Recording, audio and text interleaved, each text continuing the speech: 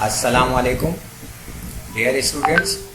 Government degree college for boys and girls stadium road Majeed SRE Karachi के paper में जो मैंने अभी एमसीक्यूज लोड करी थी, तो उसमें एक स्टूडेंट ने मुझे पॉइंट आउट कराया है कि एमसीक्यूज नंबर 6 में शायद गलत ऑप्शन टिक हो गया और 31 में, तो उसकी करेक्शन आप कर लें।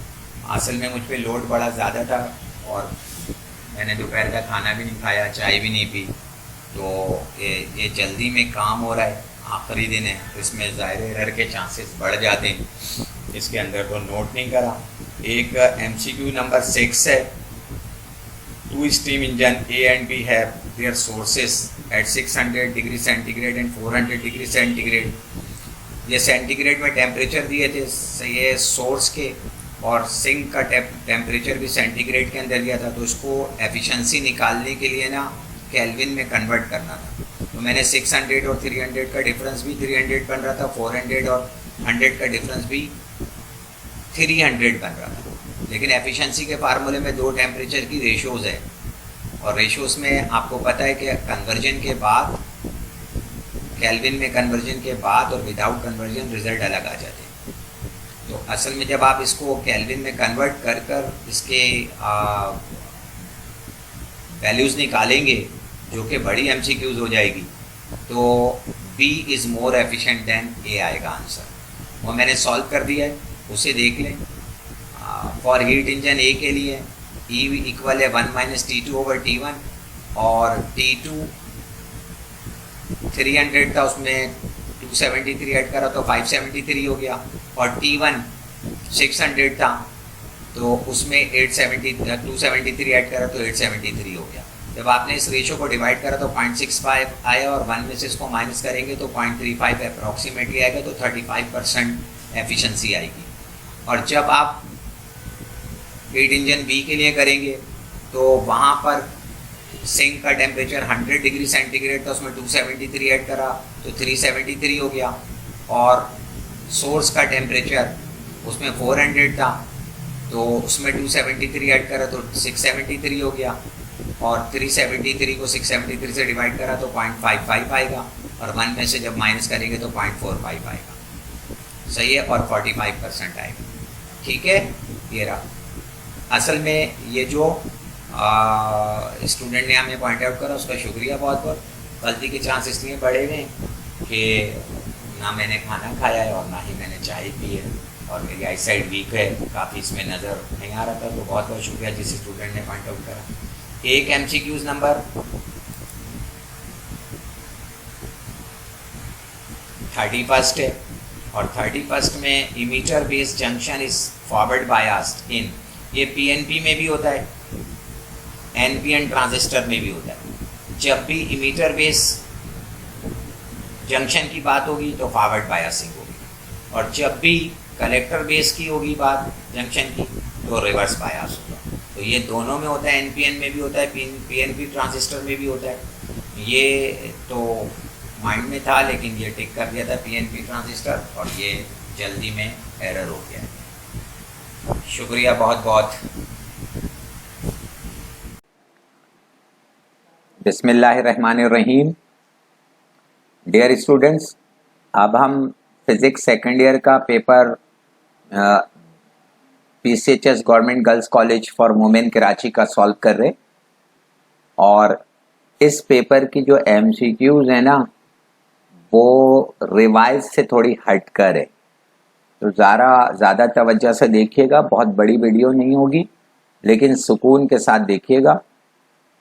पास पेपर से कम रिपीट हैं, और जो रिवायती पेपर चल रहे थे उनके हिसाब से भी थोड़ी डिफरेंट है। पहली एमसीक्यू है, the average internal energy of an ideal gas is called heat. क्योंकि यहाँ पर एनर्जी बोला है, इंटरनल एनर्जी, और बाकी ये तीन एनर्जी ही नहीं है, प्रेशर, वॉल्यूम और टेम्परेचर एनर्जी नहीं है। ये तो खाली धोखा दिया गया है, तो इसमें तो बहुत सोचना भी नहीं था। तो आंसर है heat. According to Charles law, Charles law होता है V/T इक्वल टू कॉन्स्टेंट। आपको पता है V और T में डायरेक्ट रिलेशन होता है कांस्टेंट प्रेशर पर, तो V/T कांस्टेंट के इक्वल होता है। The unit of specific heat आपको पता है स्पेसिफिक हीट का फार्मूला होता है delta Q over M into delta T. तो डेल्टा क्यू का यूनिट आ गया जूल, डिवाइडेड में क्या था मास, उसका यूनिट हो गया किलोग्राम, ऊपर जाके किलोग्राम इनवर्स, और डिवाइडेड में क्या क्या क्या था टेम्परेचर, उसका यूनिट हो गया सेंटीग्रेड, ऊपर जाके इनवर्स। तो जूल पर KG inverse into centigrade inverse. The internal energy of a system depends on temperature. आपको पता है आइसोथर्मल में टेम्परेचर कांस्टेंट रहता है, तो change in internal energy zero होती है आइसोथर्मल में, क्योंकि टेम्परेचर की चेंज नहीं रही उसमें, तो इंटरनल एनर्जी की चेंज भी नहीं रही। Boyle's law holds good for an ideal gas in a process called isothermal. ये मॉडल पेपर में भी लगी है। आपको पता है बॉयल्स ने भी टेम्परेचर को कांस्टेंट करा था और आइसोथर्मल में भी टेम्परेचर कांस्टेंट होता है। एमसीक्यू नंबर 6 है, two positive point charge repel each other with a force of 4 into 10 raised to power 4 Newton when placed at a distance of 1 meter. If the distance increased by 2 meter, the force of repulsion will be. ये Coulomb's law की problem है, ऐसी problem बहुत आ जाती है। कहता है दो पॉइंट चार्जेस हैं, दोनों पॉजिटिव हैं, एक दूसरे को रिपेल कर रहे हैं, और उनके दरमियान जो फोर्स ऑफ रिपल्जन है वो ये रही 4 into 10 की पावर 4 न्यूटन है, जबकि उनके दरमियान डिस्टेंस कितना था 1 मीटर का। अब आपने करा क्या कि डिस्टेंस को 1 से बढ़ा के 2 कर दिया, यानी 1 का डबल है 2, तो आपने डिस्टेंस डबल कर दिया। तो आपको पता है फोर्स और डिस्टेंस के दरमियान इनवर्स रिलेशन है स्क्वायर के साथ। तो इनवर्स रिलेशन में जब आप एक चीज बढ़ाएंगे तो दूसरी क्या होगी कम। तो हमें पता है हमने डिस्टेंस को बढ़ाया है तो हमें क्या पता है फोर्स ऑफ रिपल्जन कम हो जाएगी, लेकिन क्योंकि स्क्वायर से रिलेशन है तो 4 गुना कम हो जाएगी, 4 टाइम्स कम हो जाएगी। 4 टाइम्स कम होने का मतलब है ये जो गिवन वैल्यू है ना, इसे 4 से डिवाइड कर दे। सिंपल है ये, 4 से डिवाइड करते तो 1 into 10 की पावर 4 न्यूटन आएगा आंसर। सही है, तो आंसर है 1 into 10 की पावर 4 न्यूटन। ये माइनस साइन जो है ना ये नहीं है, ये माइनस साइन उस वक्त हो सकती है जब यहाँ क्वेश्चन में भी माइनस साइन है, तो इसमें प्रिंटिंग मिस्टेक होगी। अगर यहाँ पर क्वेश्चन में -4 है तो ये -4 ठीक है, और अगर यहाँ 10 की पावर +4 है तो फिर ये 10 की पावर 4 ही होगा। इसको मैंने सॉल्व कर भी दिया है, जरा इसको देख लीजिए कूलम्स लॉ को। F = K Q1 Q2 over R² है। अब चार्जेस वही हैं, सिर्फ उनके दरमियान डिस्टेंस को चेंज किया गया है, और K भी कांस्टेंट होता है, तो इक्वल को प्रोपोर्शनल से चेंज करा, ये सारे कांस्टेंट हटा दिया मैंने 1 ओवर R²। अब आपने R को क्या करा, सही ना, डबल कर दिया है। तो मैंने इंतहाई सादगी के साथ, ये 2 की वजह से नहीं करा है, क्योंकि 1 का डबल था 2, इसने ट्वाइस करा है, तो 2 का स्क्वायर हो गया। 2 का स्क्वायर क्या होता है 4, तो क्या हो गई नई फोर्स, जिसको मैंने F' का है वो 1/4 रह गई। तो नई फोर्स प्रीवियस फोर्स का 1/4 है। प्रीवियस फोर्स कितनी थी 4 into 10 की पावर 4 न्यूटन, और मैंने इस 4 से डिवाइड करा तो आंसर 1 into 10 की पावर 4 न्यूटन आ गया। उम्मीद है समझ में आ गई होगी बात। नेक्स्ट एमसीक्यू है 8, the force per unit charge is known as electric intensity. Electric intensity की डेफिनेशन ये लिख भी दिया है, E बराबर है F/Q, force per unit charge.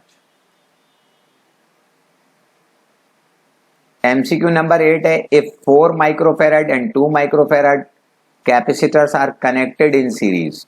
ये सीरीज में कनेक्ट हुए हैं, तो जब सीरीज में कनेक्ट होते हैं, कैपेसिटर सीरीज में कनेक्ट होते हैं, तो जो लीस्ट कैपेसिटी होती है, नेट आंसर या इक्विवेलेंट कैपेसिटेंस का आंसर उससे भी कम आता है, तो आंसर 2 से भी कम होगा। जब मैंने ऑप्शन देखे तो 2 आंसर 2 से कम थे, एक ये और एक ये, बाकी ये तो 2 ही था और ये 2 से बड़ा था, इनकी तरफ तो मैंने देखा ही नहीं। अब क्योंकि 2 आंसर 2 से कम थे, इसलिए मैं फार्मूले पे गया और मैंने सॉल्व करा। आइए देखते हैं फार्मूला कैसे था। ये रहा, in series combination of capacitors क्या होता है फार्मूला, 1/C = 1/C1 + 1/C2। अगर थर्ड भी होती तो +1/C3। एक 4 माइक्रोफेरेड की थी, एक 2 माइक्रोफेरेड। दोनों का एलसीएम लिया 4, 4 को ऊपर रखे 4 से डिवाइड करा, 1 आया, 1 को 1 से मल्टीप्लाई करा 1, 4 को 2 से डिवाइड करा 2 आया, 2 को 1 से मल्टीप्लाई करा 2, 2 और 1 ऐड हो गए तो 3, 3/4। अब ये 1/c था तो इसको पलट दिया, c/1 करा तो राइट पे भी पलट दिया 4/3। जब आप 4 को 3 से डिवाइड करेंगे तो 1.33 माइक्रोफेरेड आए। आंसर था 1.33 माइक्रोफेरेड। एमसीक्यू नंबर है 9। Resistor of 2 ohm, 3 ohms, 4 ohms and 5 ohms are connected in series. ये 4 रेजिस्टेंस हैं जिन्हें सीरीज में लगाया गया है, और सीरीज में आपको पता है हर रेजिस्टर के अक्रॉस पोटेंशियल डिफरेंस वेरी करता है और करंट सेम रहता है। इसने कहा if the current flowing through 2 ohms resistor, अगर 2 ohm के रेजिस्टर में से जो करंट पास हो रहा है वो 1 एम्पियर का है, तो बाकी तमाम रेजिस्टेंस में से भी करंट क्या होगा, 1 एम्पियर का होगा, क्योंकि सीरीज कॉम्बिनेशन ऑफ रेजिस्टेंस में करंट सेम रहता है। तो इन्होंने कहा through the other register will be, हमने कहा 1 एम्पियर, क्योंकि 2 ohm में से 1 एम्पियर पास हो रहा था तो सब में से सही है ना, 1 एम्पियर पास होगा। एमसीक्यू नंबर 10 है when a charge particles enters in a uniform magnetic field perpendicularly its path in the field is circular. ये एमसीक्यू अभी खातून पाकिस्तान के पेपर में भी आई थी। The current produced by moving the loop of a wire across the magnetic field is called induced current है। Magnetic field के across loop में सही है, current produce by the moving the loop of a wire across the magnetic field. Magnetic field के across loop में जो current move कर रहा है वो कौन सा करंट है, समझ में आई, वो इंड्यूस करंट है। The SI unit of magnetic flux is weber. Magnetic flux का यूनिट वेबर होता है, और यहीं से मैग्नेटिक फील्ड इंटेंसिटी बी के यूनिट भी निकाले जाते हैं फार्मूले से, प्रीवियस वीडियो में मैंने बताया है वो। If the speed of conductor moving in a uniform magnetic field perpendicularly is increased, the induced EMF, ये मोशनल ईएमएफ का टॉपिक है, सही है। और अगर आप स्पीड बढ़ाएंगे कंडक्टर की यूनिफॉर्म मैग्नेटिक फील्ड में, तो जो ईएमएफ होगी, इंड्यूस ईएमएफ होगी, वो बढ़ जाएगी, इंक्रीज हो जाएगी। फार्मूला ये रहा, मैंने इसका लिख दिया फार्मूला, ये रहा, ये V इक्वल है VBL साइन थीटा।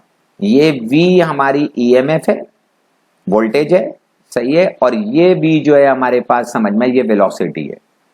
तो ईएमएफ मैंने और करके लिख दिया, ये ईएमएफ VBL साइन थीटा के बराबर है, V के साथ, मैग्नेटिक फील्ड के साथ और लेंथ ऑफ कंडक्टर के साथ, सबके साथ इसका रिलेशन डायरेक्ट है, और एंगल बढ़ाने पर भी ये बढ़ेगी। तो ईएमएफ क्या होगा, वेलोसिटी बढ़ाने के साथ साथ बढ़ जाएगी। ये मोशनल ईएमएफ का टॉपिक है, रिड्यूस में कट चुका है।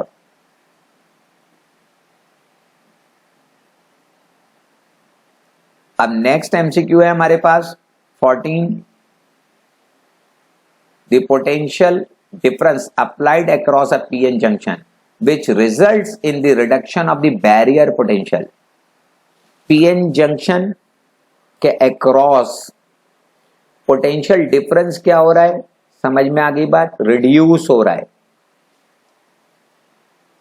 The potential difference applied across PN junction which results in the reduction of barrier potential। PN junction के अक्रॉस जो पोटेंशियल है, बैरियर पोटेंशियल है, वो रिड्यूस हो रहा है, और वो रिड्यूस होने का मतलब है फॉरवर्ड बायसिंग हो रही है।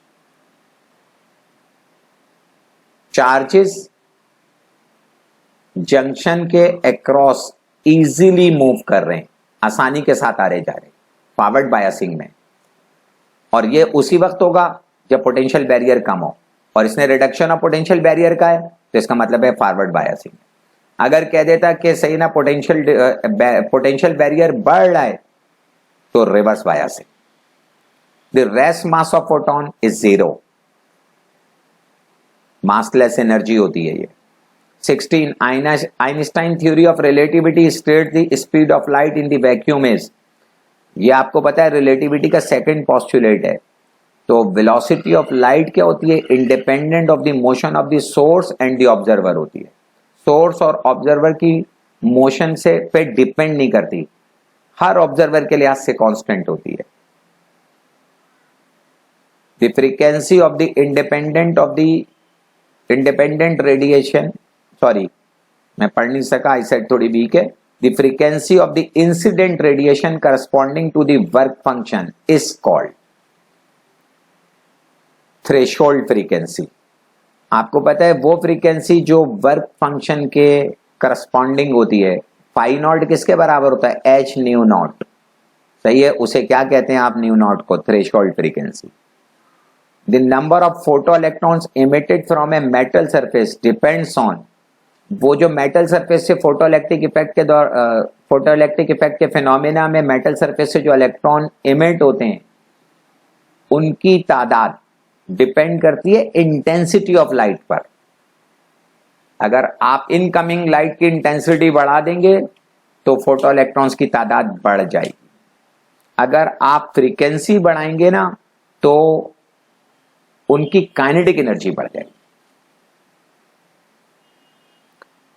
एमसीक्यू नंबर 19 है, production of X rays can be regarded as the inverse of photoelectric effect. Photoelectric effect और एक्स रेज एक दूसरे के अपोजिट फिनोमेना है। फोटोइलेक्ट्रिक इफेक्ट में क्या होता है कि रेडिएशन मेटल सरफेस पर स्ट्राइक करती हैं और वहां से पार्टिकल बाहर आते हैं, यानी इलेक्ट्रॉन बाहर आते हैं, जिन्हें आप फोटो इलेक्ट्रॉन कहते हैं। एक्स रेज प्रोडक्शन में क्या होता है? फास्ट मूविंग पार्टिकल मेटल की सरफेस पे स्ट्राइक करते हैं तो वहां से अननोन रेडिएशन इमिट होती है जिसे एक्सरे कहा जाता है। तो ये दोनों एक दूसरे के अपोजिट है। हो सकता है फोटोइलेक्ट्रिक इफेक्ट इधर चला जाए और एक्सरे इधर आंसर में आ जाए। In a hydrogen atom Paschen series lines are emitted as the electron falls to the orbit having n equal to 3।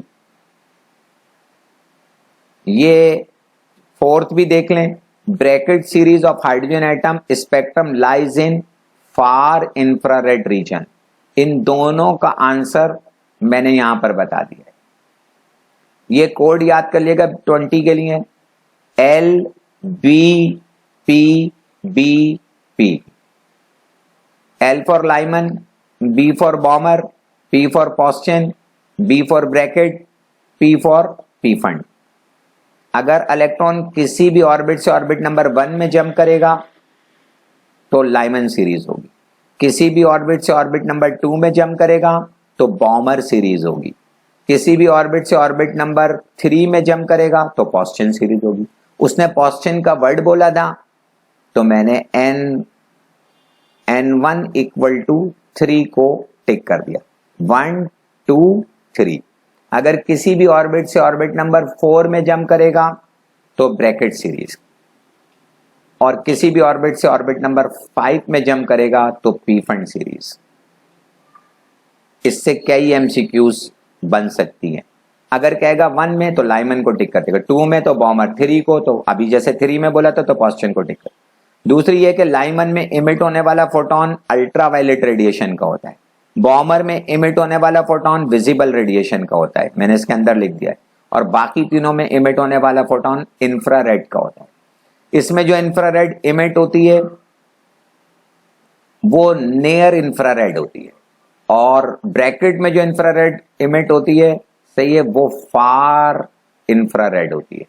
तो आइए जरा देखते हैं एमसीक्यूज नंबर 21 में क्या था? Bracket series of hydrogen atom spectrum lies in far infrared reason, क्योंकि एक ऑप्शन इंफ्रारेड यहां पे भी दे दिया था। तो Brackett Pfund Paschen Brackett Pfund सब में इंफ्रारेड इमिट होती है। The half life of radium is 1600 years. After 6400 years the sample of the surviving radium would be it's, सही ना, 1/16। सही है। तो ये मैं एमसीक्यूज पिछले 2 पेपरों में आ चुकी है और तीसरा पेपर लगातार है जिसमें ये आई है, ये पास पेपर से उठाई गई है।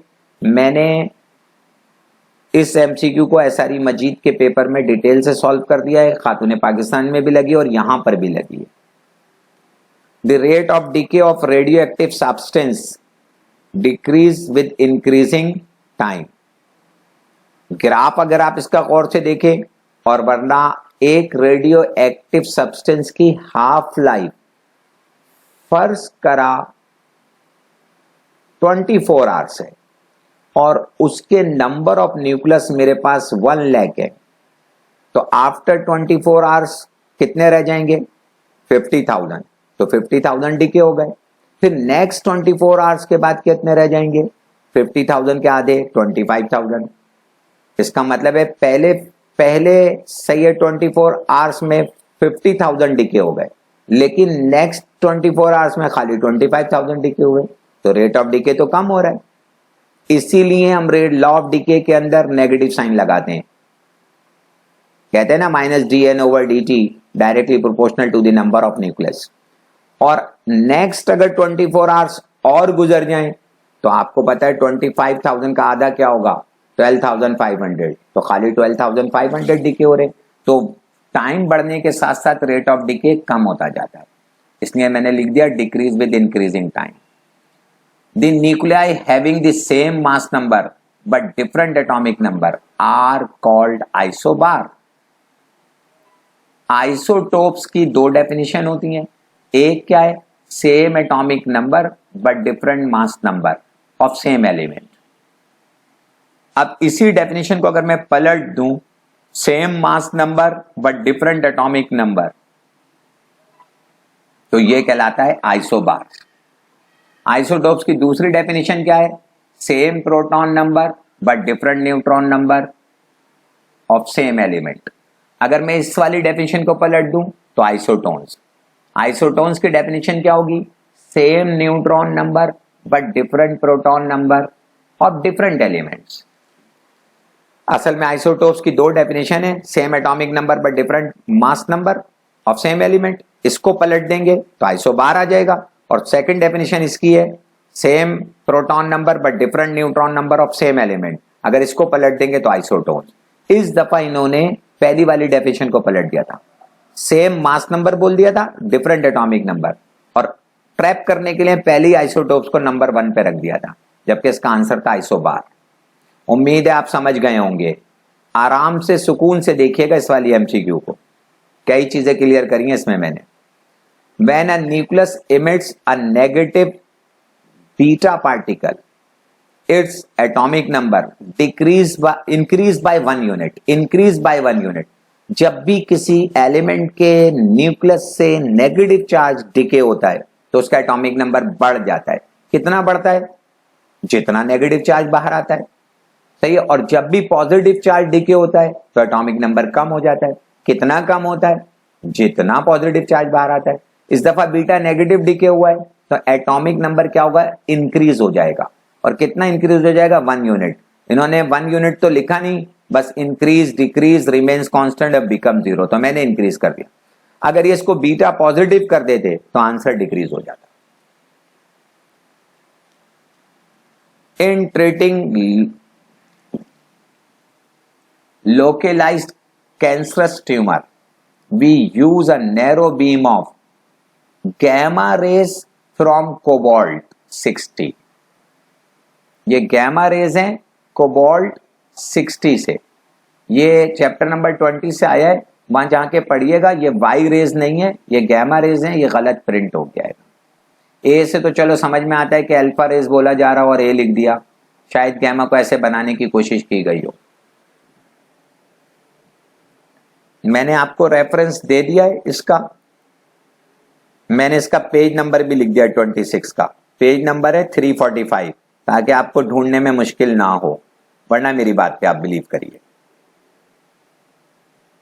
एमसीक्यू नंबर है 27। The track formed in Wilson cloud chamber due to a beta particle is. Beta particle का जो ट्रैक होता है वो क्या होता है? A thin and broken line. Gamma particle का क्या होता है? Scattered dots. और अल्फा का क्या होता है? A thick and continuous line. अगर यहां पर ये बीटा के बजाय अल्फा कर देगा तो ये आंसर है, और अगर ये गैमा कर देगा तो ये आंसर है। सही है। और मैंने ये सारी यहां लिख दी हैं। तीनों लिख दिए ताकि आपको आसानी हो जाए। आप इसको सुकून से देखिए। अल्फा पार्टिकल्स क्या है? Thick and continuous. Beta particles का क्या है? Thin and broken line. और गैमा का क्या है? Scattered dots and small lines rather like a fog.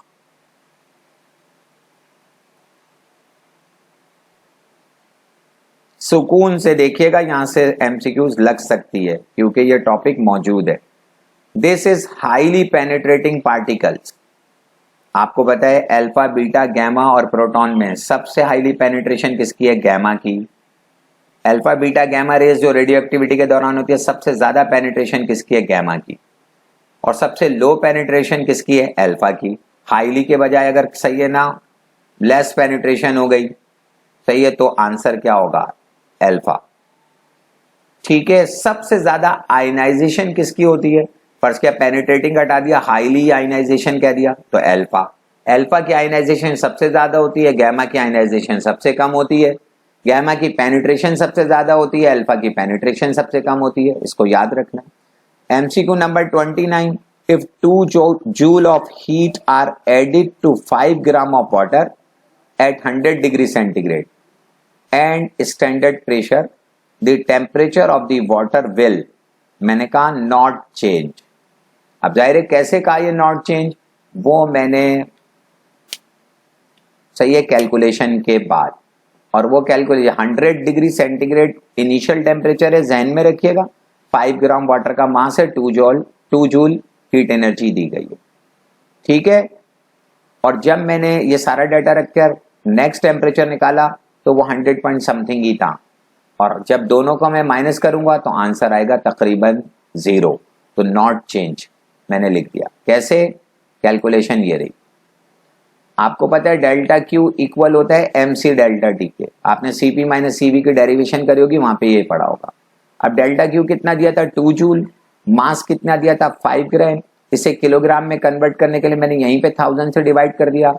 Specific heat of water 4200 होती है, वो मैंने यहां लिख दिया। Delta T T2 minus T1 था, T2 मुझे पता नहीं है, T1 मुझे पता है 100 है। फिर मैंने इसके 2 0 से 2 0 काट दिए और ये 5 1 जा 5, 5 2 जा 10 काट दिया, ये 2 बचा। ये वाला 2 इस वाले 2 से जाके मल्टीप्लाइड हुआ तो 4 हो गया। यहाँ पे बचा 42 और T2 माइनस 100। फिर मैंने 42 इधर मल्टीप्लाइड होता है, इधर आके डिवाइड हो गया, तो T2 माइनस 100 राइट पे बचा। ये माइनस 100 मैंने उठा के राइट पे पहुंचा दिया, तो लेफ्ट पे पहुंचा दिया तो प्लस हो गया। 4/42 प्लस 100। और जब मैंने इसका एलसीएम लिया 42 तो आया आंसर 4 प्लस 4200। और जब मैंने इन दोनों को ऐड करा, 4200 में 4 ऐड करूंगा तो 4204 हो जाएगा। और 42 से डिवाइड करूंगा तो 100 पॉइंट समथिंग आएगा। बहुत ही मामूली सी वैल्यूज आएगी पॉइंटों में। तो जब इतनी मामूली सी वैल्यू आएगी तो 100 में से जब मैं 100 माइनस करूंगा T2 माइनस T1 तो ये अप्रोक्सीमेटली 0 होगा। इसलिए मैंने कहा not change. PN junction can be used as rectifier. PN junction diode है। The absorption of the incident radiation by a perfect black body is 100%. Perfect का वर्ड आ गया है तो 100% है absorption इसकी। If the length of the wire of potentiometer is increases the accuracy in the determination of null point. Reduce में potentiometer cut गया है, chapter 15 से आई है, प्रैक्टिकल में मौजूद है, वैसे रिड्यूस में कट गया, एमसीक्यूज लगा दी गई है। If the length of wire of A potentiometer is increase, अगर आप पोटेंशियोमीटर के सही ना वायर की लेंथ को बढ़ाएंगे तो उसकी एक्यूरेसी क्या होगी? नल पॉइंट को डिटरमाइन करने के लिए उसकी एक्यूरेसी क्या होगी? इंक्रीज हो जाएगी। ठीक है, ये मैंने इसकी वजह भी बताई। Accuracy of potentiometer inversely proportional होता है पोटेंशियल ग्रेडियंट के। पोटेंशियल ग्रेडियंट बढ़ेगा तो एक्यूरेसी ऑफ पोटेंशियोमीटर कम होगी। लेकिन accuracy of potentiometer directly proportional होती है लेंथ ऑफ वायर के। तो जब आप लेंथ ऑफ वायर बढ़ाते हैं तो एक्यूरेसी ऑफ पोटेंशियोमीटर बढ़ जाती है। तो उसने कहा था एक्यूरेसी बढ़ाने के लिए क्या करना होगा? मैंने कहा लेंथ ऑफ वायर को इंक्रीज करना। और पोटेंशियल ग्रेडियंट और लेंथ ऑफ वायर एक दूसरे के इनवर्सली प्रोपोर्शनल होते इनवर्स रिलेशन होता है दोनों। A galvanometer is converted to an ammeter by connecting to it. आपको पता है गैल्वानोमीटर को जब आप एमीटर में कन्वर्ट करते हैं तो लो रेजिस्टेंस जिसे शंट कहते हैं वो गैल्वानोमीटर के सर्किट में पैरेलल लगा देते। सही है, तो यहां आंसर है आ लो रेजिस्टेंस इन पैरेलल। और जब आप गैल्वानोमीटर को एमीटर में कन्वर्ट करते तो हाई रेजिस्टेंस सीरीज में लगा देते, ये वाला ऑप्शन होता।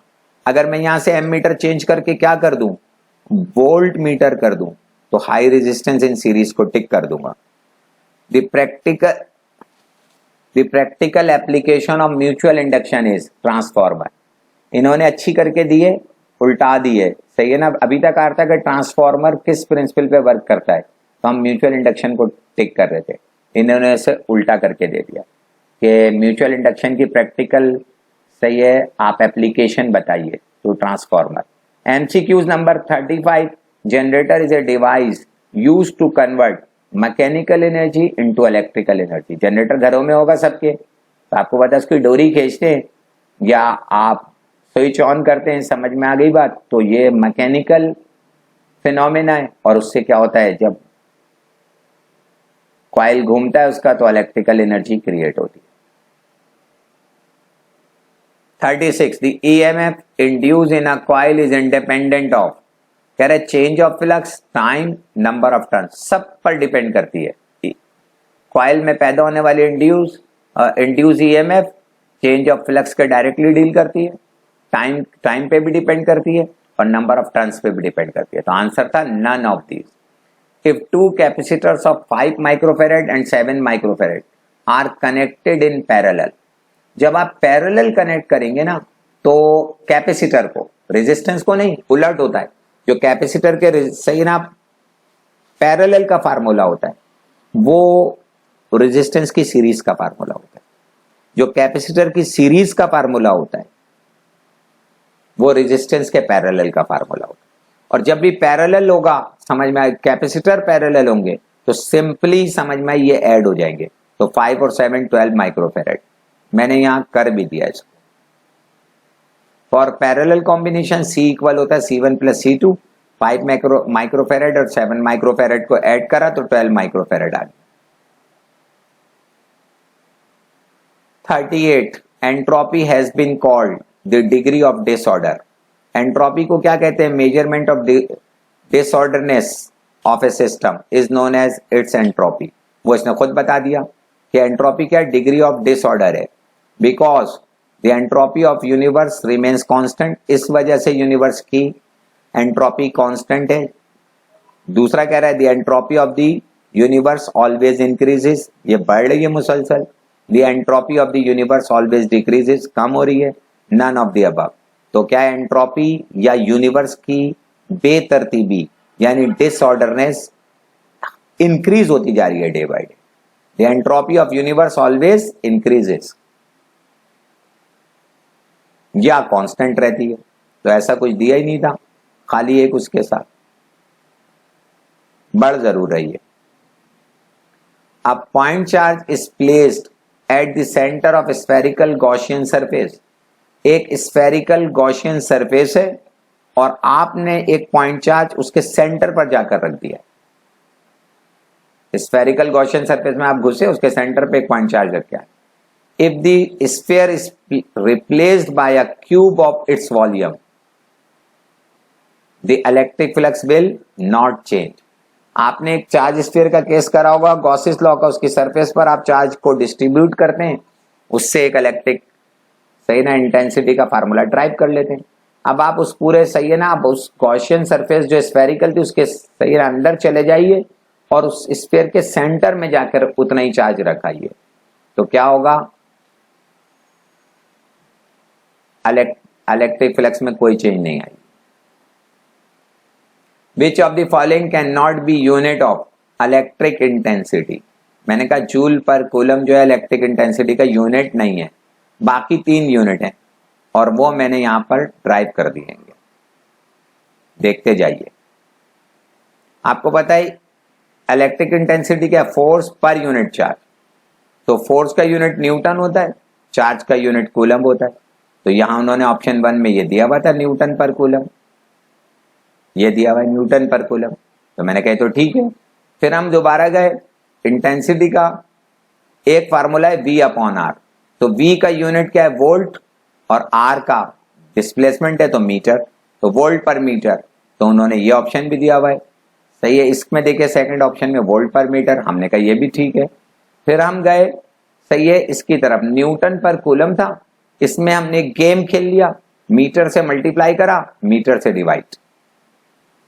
तो इसकी वैल्यू पे कोई फर्क नहीं पड़ा, क्योंकि अगर ये दोनों दोबारा कैंसिल आउट कर दी जाए तो न्यूटन पर कूलम बचेगा। ठीक है, क्यों ऐसा करा? नई यूनिट निकालने के लिए। न्यूटन इंटू मीटर को क्या कहते हैं? जूल, और नीचे कूलम इंटू मीटर वैसे ही रहा। तो एक यूनिट है जूल पर कूलम। तो जब हमने यहां देखा तो एक यूनिट है जूल पर कूलम इंटू मीटर। दोबारा देख लीजिए, ये था जूल पर कूलम इंटू मीटर, और यहां देख लीजिए जूल पर कूलम इंटू मीटर। तो ये मौजूद है, लेकिन खाली जूल पर कूलम ये आंसर नहीं है। तो हमने कहा ये इंटेंसिटी का आंसर नहीं है। Absolute zero corresponding to this temperature on Fahrenheit scale, मैंने कहा -460 डिग्री फ़ारेनहाइट है, कैलकुलेशन के बगैर नहीं हो सकता ये। हम लोग गए फ़ारेनहाइट और सेंटीग्रेड के दरमियान ये रिलेशन है, फ़ारेनहाइट इक्वल होता है 9/5 सेंटीग्रेड प्लस 32। जब हमने कहा एब्सोल्यूट जीरो, तो इसका मतलब है 0 केल्विन या -273 डिग्री सेंटीग्रेड। तो हमने सेंटीग्रेड की इसकी जगह पर -273 रख दिया। -273 रखकर हमने इसको 9 से मल्टीप्लाई करा, 5 से डिवाइड करा, एक वैल्यू आ गई, वो माइनस की थी और ये प्लस का 32 था। तो माइनस प्लस माइनस, जब इस वैल्यू में से प्लस 32 को करा तो आंसर आ गया -460 degree Fahrenheit, approximately equal to 459 point something था, अप्रोक्सीमेट 460 के करीब था। हमने 460 को -460 डिग्री फ़ारेनहाइट को टिक कर दिया। Resistance of a wire does not depends on the, आपको पता है रेजिस्टेंस डिपेंड्स किस पे करती है? 4 चीजों पे, एक टेम्परेचर पर, एक लेंथ ऑफ कंडक्टर पर, एक क्रॉस सेक्शनल एरिया पर, और एक नेचर ऑफ मटेरियल पर। ये 3 उसने दिए में, चौथा इलेक्ट्रिक करंट, तो इस पे बिल्कुल डिपेंड नहीं करती। तो ये हमने इसको लगा दिया कि इस पे डिपेंड नहीं करती। उम्मीद है आपको ये समझ में आया होगा।